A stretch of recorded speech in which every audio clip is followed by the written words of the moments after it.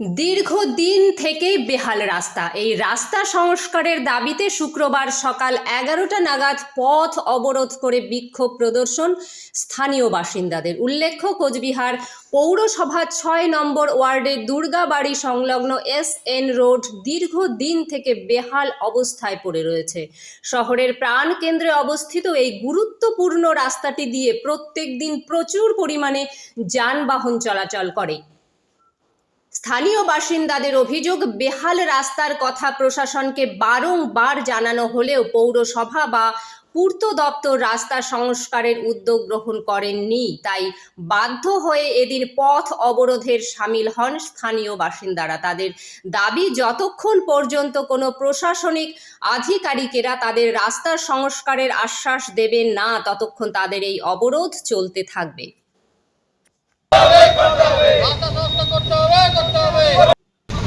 এটা আমাদের দীর্ঘদিনের, সবাইকে বলে যাচ্ছি, কোনো সুরাহা হচ্ছে না। এই রাস্তাটা দুর্গাবাড়ি থেকে ধর্মতলা পর্যন্ত খুবই বেহাল অবস্থা। বৃষ্টির দিনে রাস্তায় জল জমে যাচ্ছে, অল্প বৃষ্টি হলেই রাস্তায় যত গর্ত ভরে যাচ্ছে, ইট সরে যাচ্ছে, এমনকি টোটো ভ্যান সব পাল্টি খেয়ে যাচ্ছে। টোটোতে যারা প্যাসেঞ্জার থাকে তারা পড়ে যাচ্ছে। আর তারপরে বৃষ্টি কমে গেছে, এখন জল নেই, এখন ধুলোতে রাস্তার সামনে দোকানদার বসা যাচ্ছে না, এত ধুলো, অস্বাভাবিক ধুলো। আর গাড়ি ঘোড়া সমানে যাচ্ছে, এরকম বড় বড় পাথর সবার দোকানে ছিটে যাচ্ছে।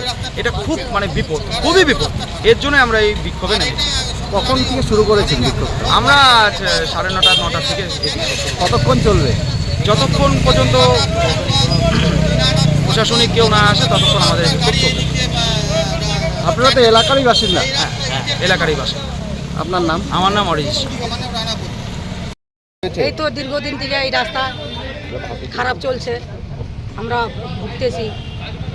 এখানে ডেলি অ্যাক্সিডেন্ট হইতেছে।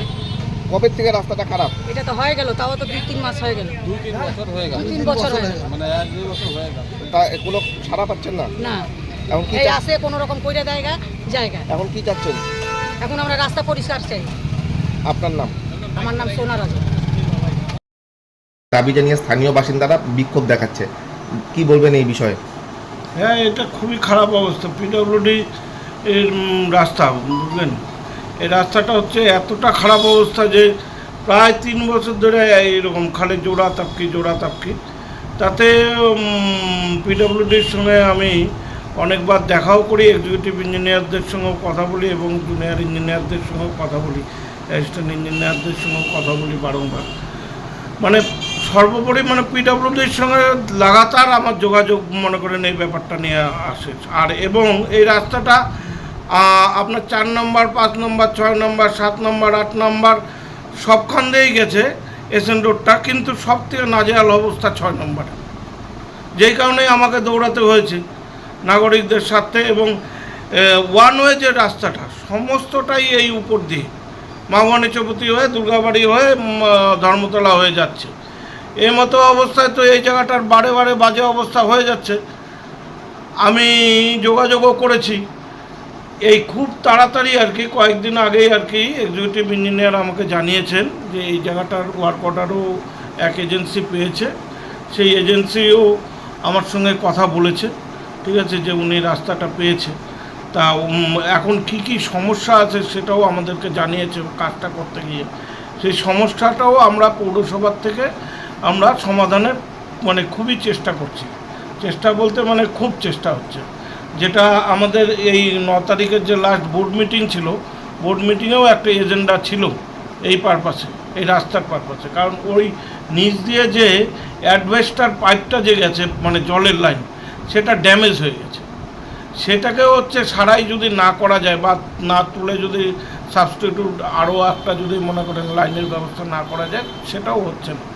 সেটার জন্য আমাদের সব আলোচনা হয়ে গেছে, খুব তাড়াতাড়ি লাইনটাও উঠে যাবে এবং রাস্তাটাও কাজ শুরু হবে। কি মনে হচ্ছে স্থানীয় বাসিন্দাদের বিক্ষোভ একদম যুক্তিসঙ্গত? 100%। মানুষ তো বলেন থেকে পরিষেবা পাবে, পরিষেবার জন্য তো বিক্ষোভ দেখাবে এবং অসুবিধার মুখে সত্যিকারেরই পড়ছে। আর অসুবিধাটা সত্যিকারের হচ্ছে শুধুমাত্র আমার ওয়ার্ডে। ওই পাশেও মোটামুটি যতটুকুন ঠিক আছে চলে যায়, এই দিকেও চলে যায়, কিন্তু এই এতটুকুন জায়গায় আর চলছে না। আর ভারী বর্ষার জন্যও কাজটা একটু ধীর গতিতে, আর মাঝে মাঝে জোড়া তাপকে দিয়ে আর কিছু হবে না, তবে কাজটা খুব তাড়াতাড়ি শুরু হবে।